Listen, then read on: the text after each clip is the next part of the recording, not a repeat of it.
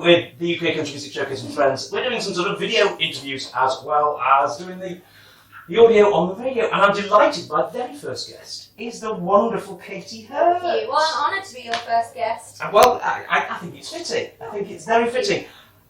What can I say? It's been a hell of a year for you. Crazy year. But the best year. Yeah, critically acclaimed EP in Unfinished Business. Yes. Nominated for awards, a tour that I just don't know that you've stopped on yet. It never ends. No, we literally started. We've actually done 2 tours, but it's kind of just been one long thing. We started January 8th, and my last show is December 22nd. So right. It's really genuinely been the whole year. We'll have done over 155 shows by the time it's done. Wow. Across 2 tours. And then obviously tonight we're here in Sheffield. I know, it's great. We are at the Greystones Yes. in Sheffield, which is great because it's on my doorstep, so I'm always happy to not have to travel quite too far for a gig. But I want to go back because we don't know each other very well. We've chatted a couple of times. I want to go back. You're very young. Thanks. But incredibly talented. Thank you very So much. when did it all start for you? Goodness. Well, so I grew up in the States. I grew up in Long Island, New York, in a little town called Northport. And we were there because of my parents' jobs. So Right. I was born in London, but we moved when I was only a couple months old. So pretty much all my formative years were in the US. And then moved back when I was, I think, 7 or 8-ish. By that point, I had already started singing. So I was already doing, country music in the States is just the number one genre. It's the thing, isn't it? Yeah. My parents both are massive music lovers. They was a huge Elvis fan, and my dad loves pretty much anything from the 80s. So always on in the house. It was just always playing. And as a baby, I was one of those kids that you hear about that just never sleeps. And so they found pretty quickly that music was the one thing that would get me to go sleep, and specifically country crooners because it's so soothing. Yeah, yeah. So I pretty much fell in love with Patsy Cline from birth. Oh. And she was just always on in the house, and her and Jim Reeves just always playing, and I have my parents to thank for that. So my music education started at a very young age. I started singing when I was like 4 or 5. And my parents immediately were like, "Oh, okay, she clearly likes music," so they encouraged it my whole childhood, even though academics was still a big thing. But so I started very young. I didn't actually start playing the guitar or an instrument until I was like 14, 15. But I was singing, and I started releasing music when I was 13. So my very first single came out when I was 13. It was my birthday present, was to go to a recording studio, and I did 3 songs. And I did Beautiful by Christina Aguilera, and I did Before He Cheats by Carrie Underwood, which is not an appropriate song for a 13-year-old to be singing, Not really, I'm just saying. no. And then I did an original song which I had written, and I had no music or anything. I just was like, here's how the song goes, and I sung it to the producer, and he was like, okay, I'll play some instruments then, shall I? And that was my birthday present. And then I was like, I'm going to put out a single, Mom, and just started releasing music. So pretty much just always been doing it. So, because you write, one of the 2 things, I know you write a lot with Gab, don't you? Yeah, pretty much. Now he's my main writing partner. We've written, we've been working together now for over 4 years, and he's obviously the guitarist of my band. With all the shows, with all the touring, we're always together. So, we wrote the whole of the Unfinished Business EP, the whole of the Pieces of Me EP.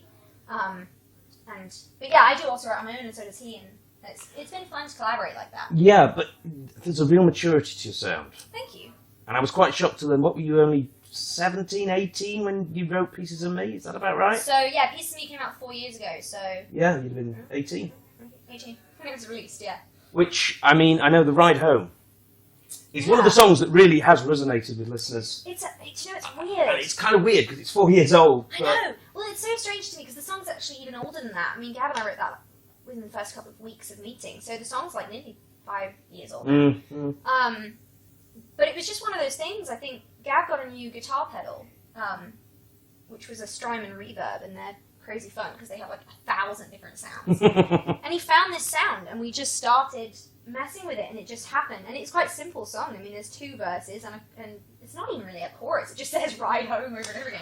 But it's just one of those songs that it builds and builds and builds, and then there's obviously the big guitar solo, and it's so much fun to play live. I love it because everybody sings along to it, And it creates moments. Yeah. I think we spoke about this at Buckle and Boots when we last spoke. Yes, we did, yeah. There was just a moment there, and Unfinished Business, which is obviously a much newer song, very much does the same thing. Yes. So are they both in the set tonight? They will. Yeah, they will be. Yeah. Marvellous. Yeah. Marvellous. I can't really get away with doing a set on the Unfinished Business tour that doesn't have Unfinished Business in it. And Ride Home is just, to be honest, since working with Gab, I've obviously been practicing guitar a lot more, and he's been teaching me. So my guitar has kind of come on leaps and bounds, but I'm still not by any means a guitarist.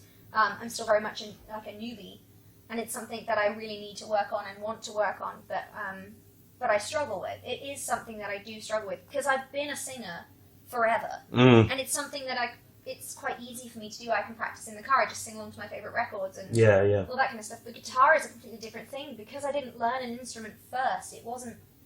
The discipline wasn't there, I think. So for me, it's been quite an interesting process with the boys, who are all really highly accomplished musicians, and they talk about music theory, and I've had to kind of learn as we go and evolve. But it's been really fun. But Ride Home is the first song I ever played a lead guitar line in, which Gab taught me, and so I like doing it, because it means I can kind of show off in a way, but actually it's just the only one I know. And why not? You said at 13 the lyrics came first, and then the producer put the music to it. Is that still the case? No, no. That was the way it was when I didn't have any kind of idea about what I was doing. Yeah. For me, lyrics always come first. I'm very much a story writer. I always wanted to be... I loved stories. I loved the fact that when Patsy sang, it was the fact that she was literally breaking your heart in every single way. And those songs resonate with you, and that's why those songs are still classics today, and they still matter.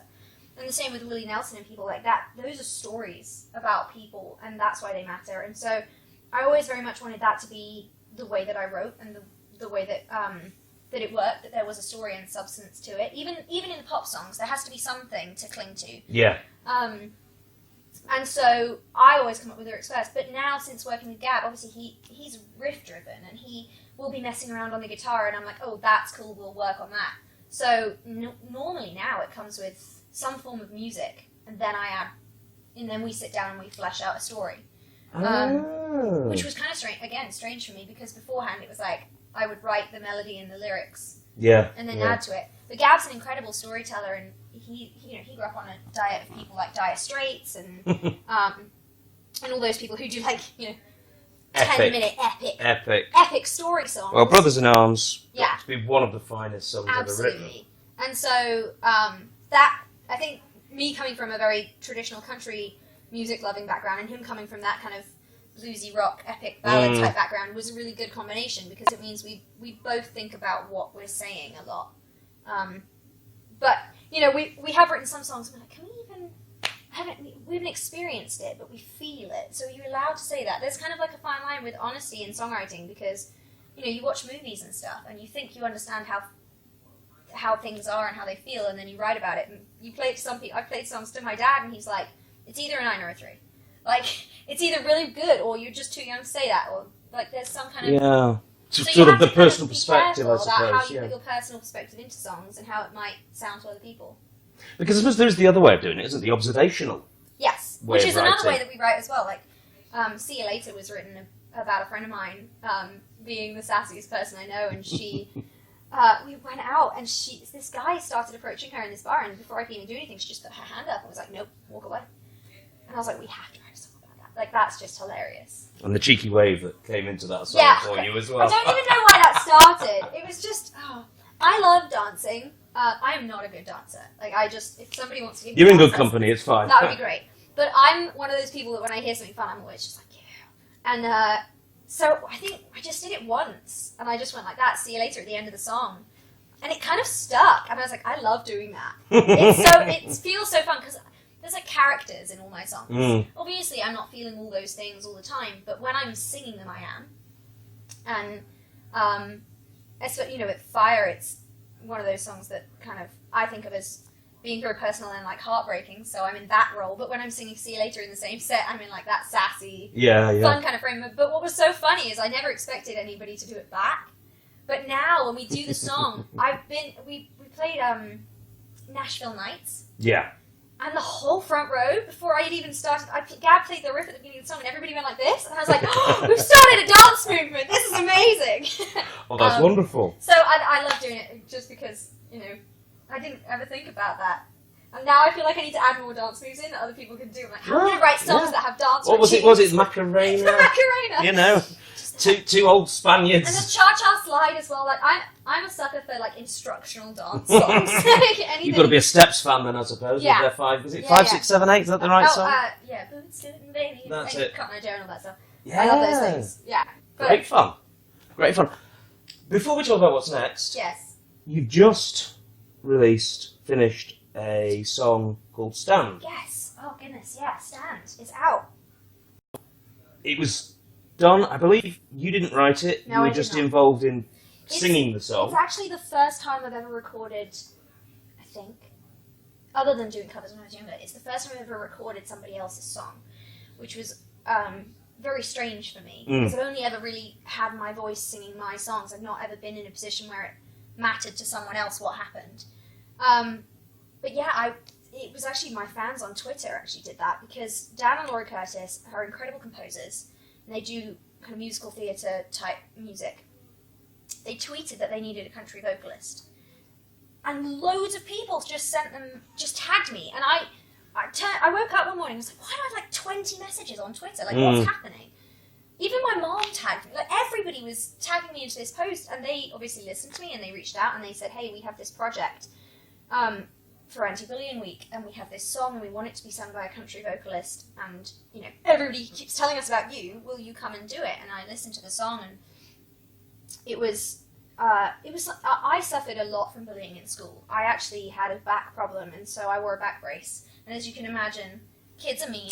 Kids are. Well, I'm a redhead, and that wasn't too cool back in the day. I don't know if it is now. And so I didn't have very many friends in school. I had a group of close friends, but other than that, I found school really difficult. I actually moved schools because of bullying as well. So it was something, when they told me about the project, that really resonated with me as somebody that's grown up doing something that isn't the norm anyway, because I didn't, you know, go to uni and do the normal thing, and I was always doing gigs when everybody was partying at the weekends together, so I kind of missed that.